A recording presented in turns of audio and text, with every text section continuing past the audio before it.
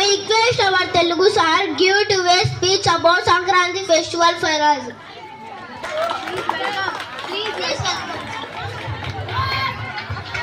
ముందస్తు సంక్రాంతి సంబరాలను టీవీఎస్ఎం స్కూల్లో ఎంతో ఘనంగా నిర్వహిస్తున్నటువంటి యాజమాన్యానికి, అలాగే దానికి సహకరించి పిల్లలను ఎంతో అద్భుతంగా 3 రోజుల పండుగను మనకు 2 గంటల సమయంలో టీవీఎస్ఎం స్కూల్ నందు ప్రదర్శించడానికి సహకరించినటువంటి తల్లిదండ్రులకు కృతజ్ఞతలు.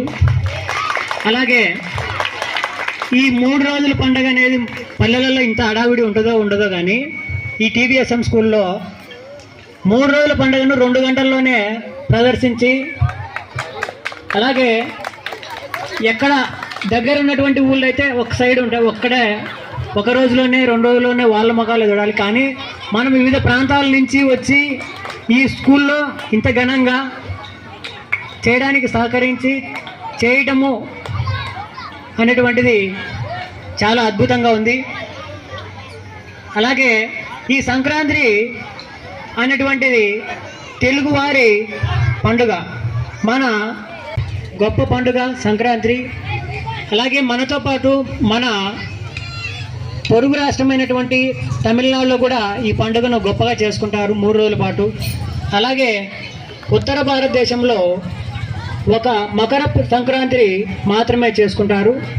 అయితే ఈ యొక్క సంక్రాంతి అనేది ఎందుకు చేసుకుంటారు అనేటువంటి దానికి మనం తెలుసుకోవడానికి ఎలా అంటే, ఈ యొక్క మకర సంక్రాంతి అనేది సూర్యుని యొక్క ప్రయాణం అనేది ఇప్పటి వరకు దక్షిణం వైపు ఉంటుంది.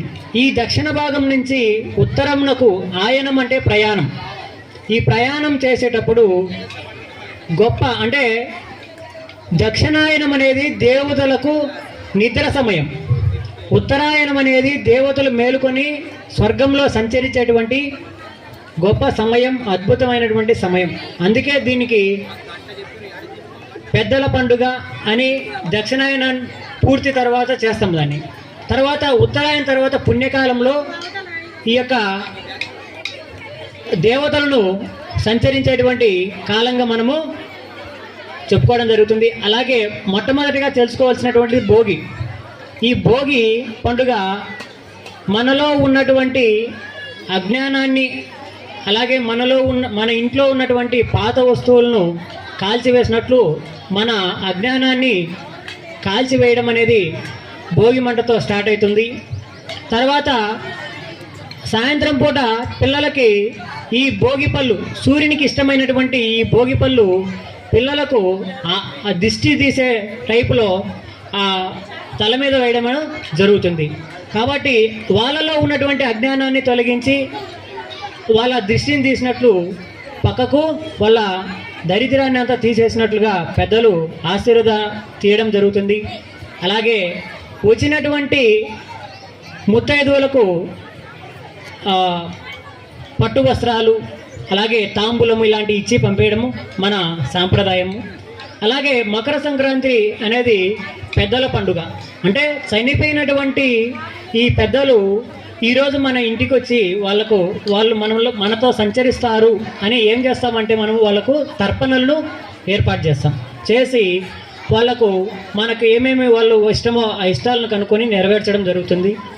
అలాగే ఈరోజు మకర సంక్రాంతి రోజు ఏమవుతుందయ్యా అంటే ముగ్గులు. ఈ ముగ్గులు అనేటువంటి ఎలా ఉంటుంది అంటే మధ్యలో చుక్కలు, చుట్టుపక్కల చుక్కలు అనేటువంటి ఇన్ని కూడా ఖగోళానికి సంబంధించినటువంటి విషయాలు. మనము ఒక ముగ్గు రూపంలో విశ్వాన్ని అంతటా మన ఇంటి ముందర పెడతాం. అలాగే ఇంకొక ఈ యొక్క మన విషయం చూసుకున్నట్లయితే బియ్యపు పిండితో వేసినటువంటి ముగ్గులు ఇతర ప్రాణులకు ఆహారంగా కూడా మన సాంప్రదాయంలో అందించడం జరుగుతుంది. చూడండి ఎంత గొప్ప సాంప్రదాయం కలిగినటువంటిది మన తెలుగు ప్రాంతం అన్నమాట. అలాగే కనుమ పండుగ, పశువులు. ఈ కాలము హరిదాసులు, అలాగే వృత్తిపరంగా భిక్షాటన చేసేటువంటి వారు సంచరిస్తూ ఈ 3 రోజుల పండుగలలో ఊరు తిరిగి భిక్షం ఎత్తుకుంటూ గంగిరెద్దులు ఆడించడము, అలాగే హరిదాసులు భాగవత కథలను తెలియజేస్తూ, అలాగే వాళ్ళు ఇంటింటికి వెళ్ళి ఈ యొక్క భిక్షాటన చేస్తూ, ఎందుకు చేస్తారయ్యా అంటే ఇప్పుడు పంటకాలము ఇంటికి వచ్చినటువంటి సమయం, ఎవరు కాదనేటువంటి వీలు లేదు. ఖచ్చితంగా ప్రతి ఒక్కరూ అప్పుడు చాటలతో వేస్తూ ఉన్నారు. కానీ భిక్షాటన చేసేటువంటి వాళ్ళకి ఇప్పుడు చాటలు కాదు, అలాగే ధనం అనేది ఇస్తున్నాం, కానీ ఆహార ధాన్యాలను మాత్రమే ఇంతకుముందు దానం చేస్తూ ఉండేవాళ్ళు.